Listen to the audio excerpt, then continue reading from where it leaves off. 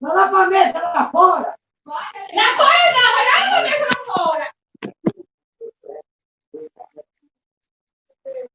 E depois vai fazer o que o dia vai dar tudo.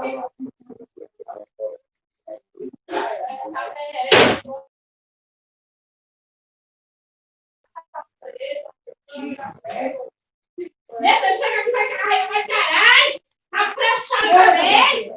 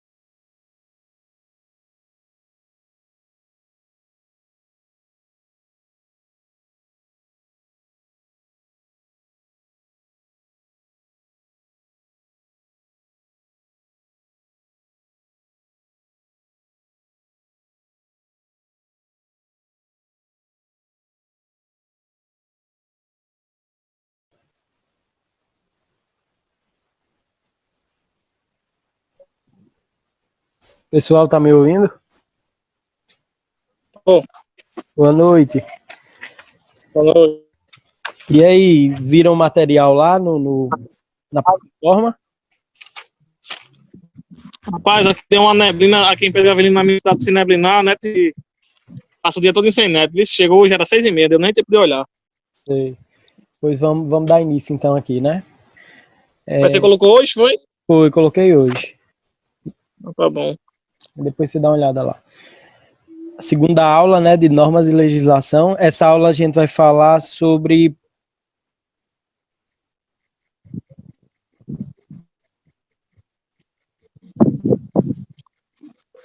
Você delegou o áudio, viu, Danis?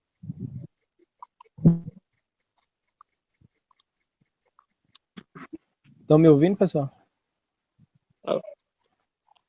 Não, agora tô. Tá só desligando o microfone aí, vê se, Danis.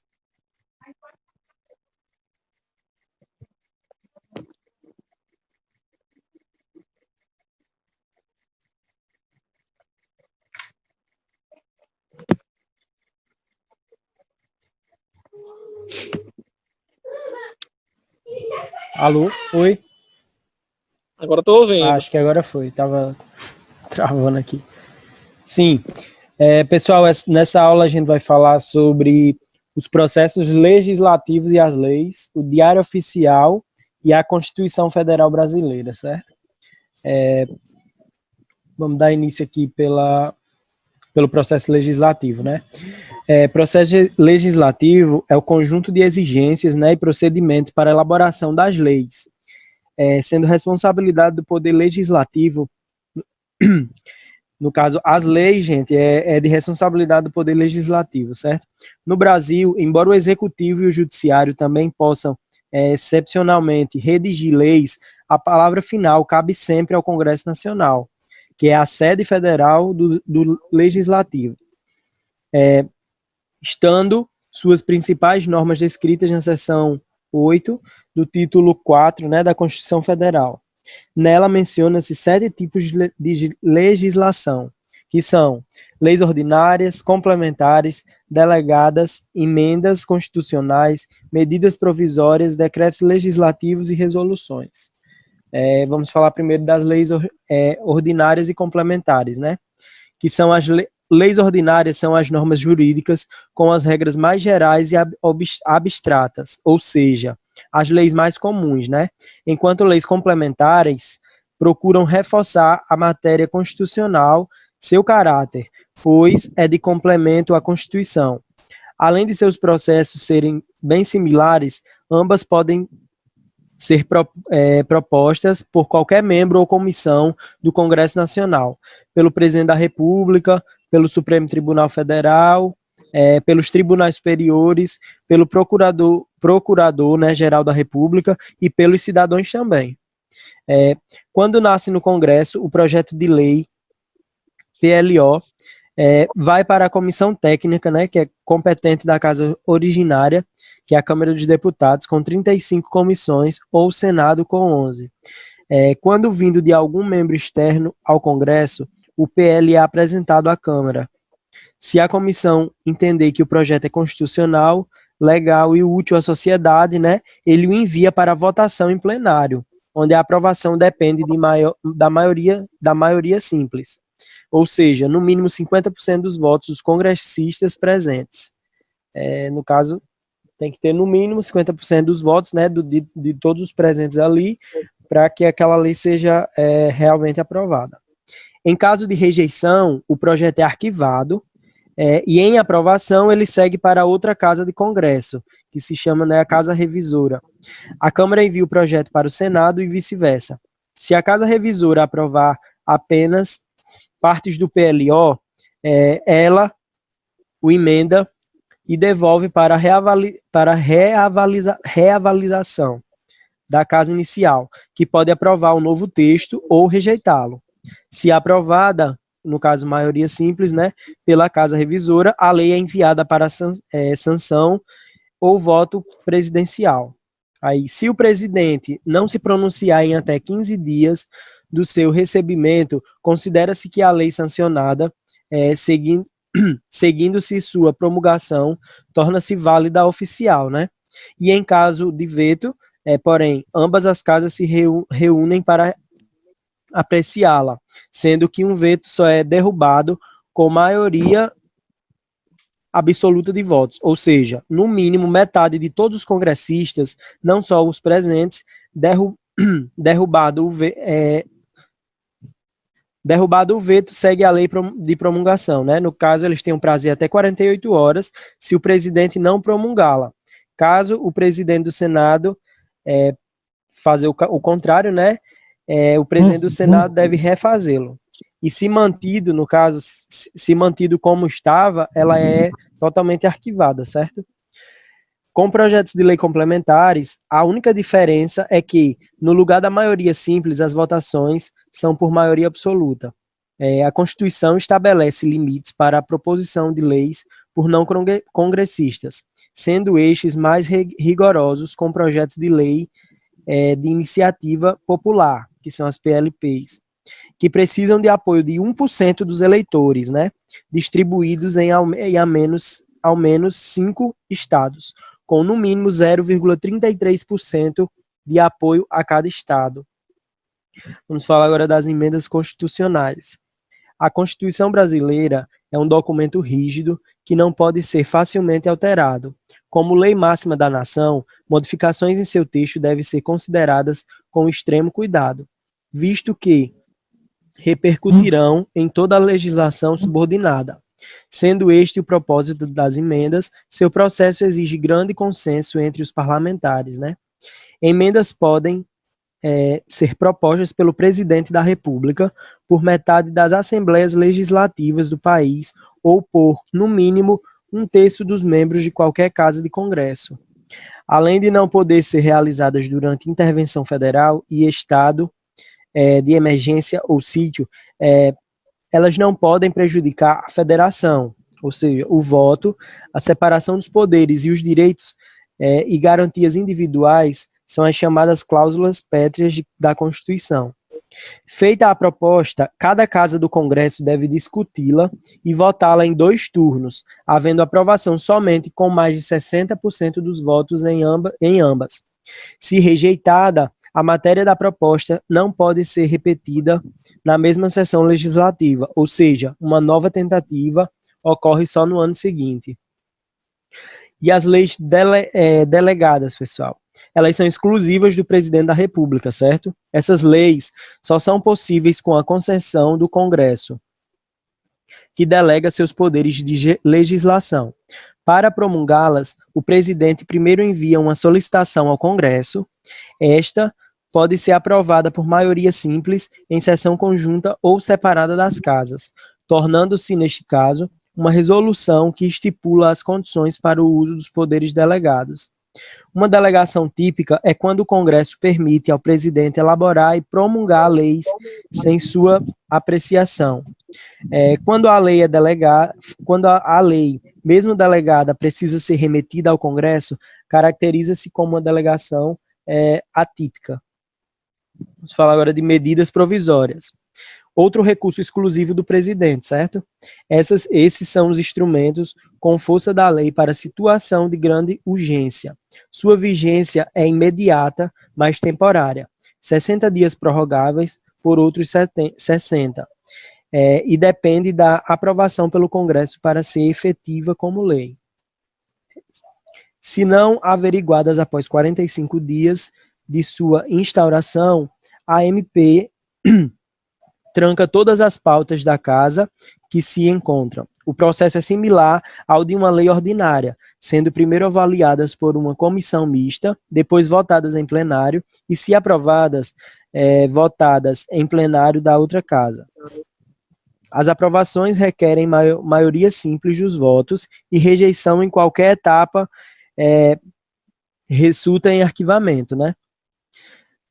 Se uma MP for aprovada, pessoal, com emendas, o presidente pode vetá-la, né, parcial ou integralmente, fazendo-a retornar ao Congresso para reapreciação. Já a rejeição pelo Congresso deve ser acompanhada por um decreto legislativo, que é um regulamento, né, os efeitos da MP durante sua vigência. Decretos legislativos e resoluções são medidas normativas com força análoga à de lei dentro do poder legislativo, sendo que os decretos legislativos tratam das atribuições exclusivas do Congresso e as resoluções das competências privativas de cada casa. Assim, os efeitos dos decretos repercutem fora do âmbito congregacional, enquanto os efeitos das resoluções são quase sempre internos.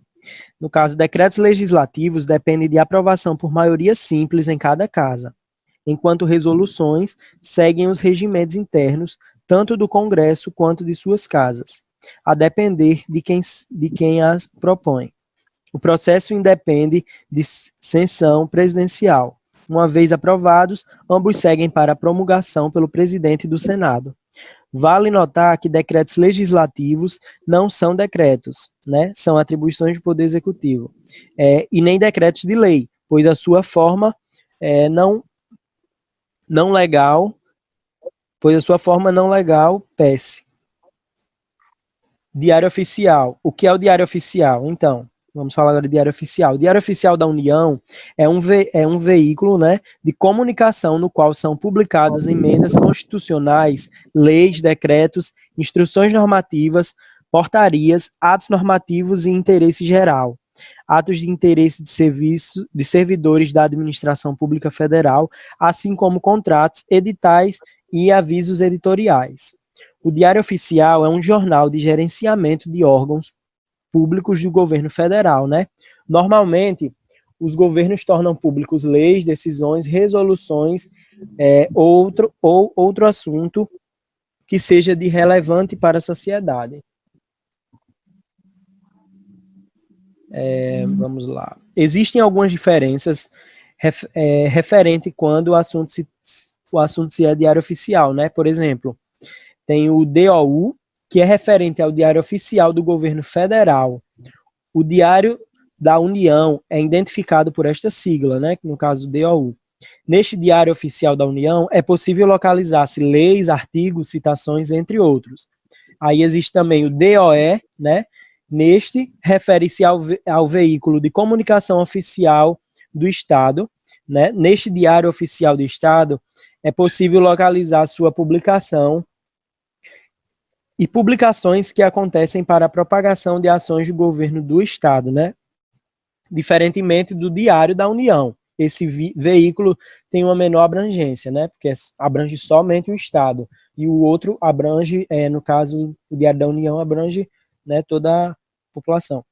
E tem o DOM, no Diário Oficial do município, né, pertencente à prefeitura, né? Ele atende à prefeitura e a órgãos públicos do município. Em diversos municípios, principalmente em cidades menores, as publicações são semanais ou até mesmo em dias alternados. Então, existem esses três, né, pessoal? DOU, que é o Diário Oficial do Governo Federal, né, o Diário da União, DOE, que é o estadual, e o DOM municipal.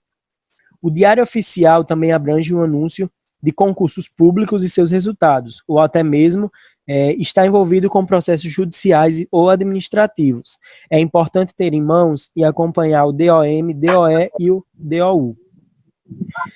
Caso um cidadão queira saber mais sobre a administração pública, o Diário Oficial é um ótimo começo para acompanhar.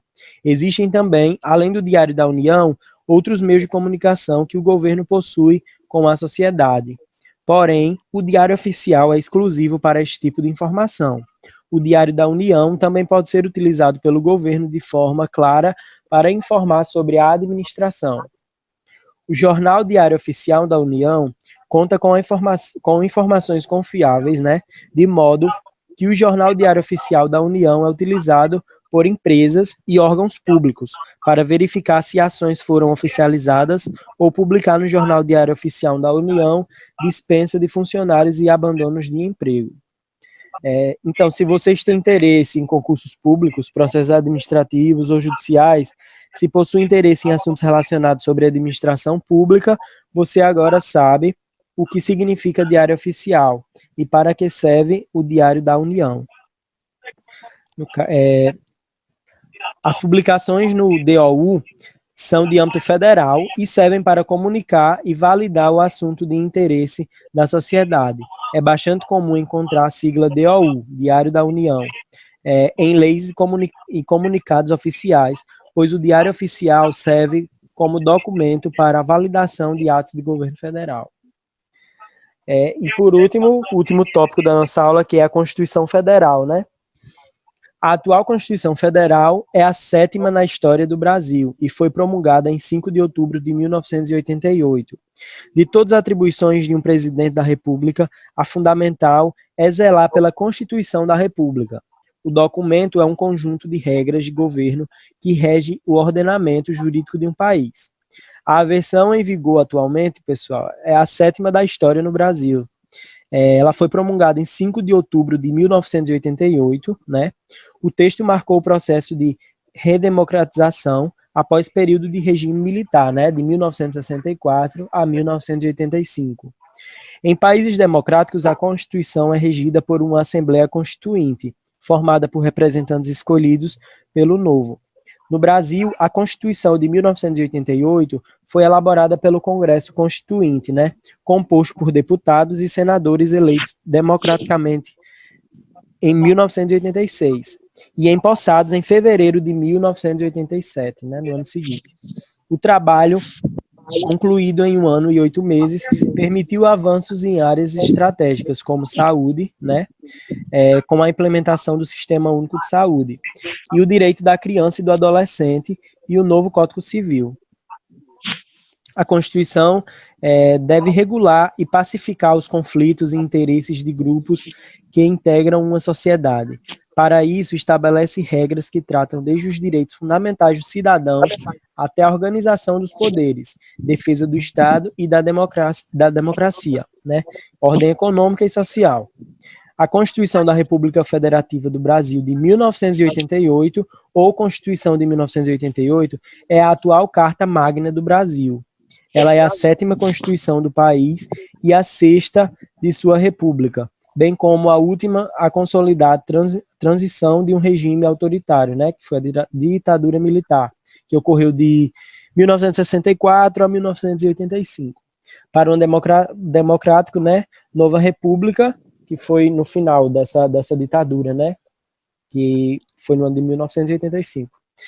Elaborada por uma Assembleia Constituinte de 559 parlamentares, com diversas crenças políticas, ela não só estabeleceu a inviolabilidade de direitos e liberdades básicas, como criminalização do racismo, né, a proibição total da tortura e direitos sociais, como educação, trabalho e saúde para todos, né.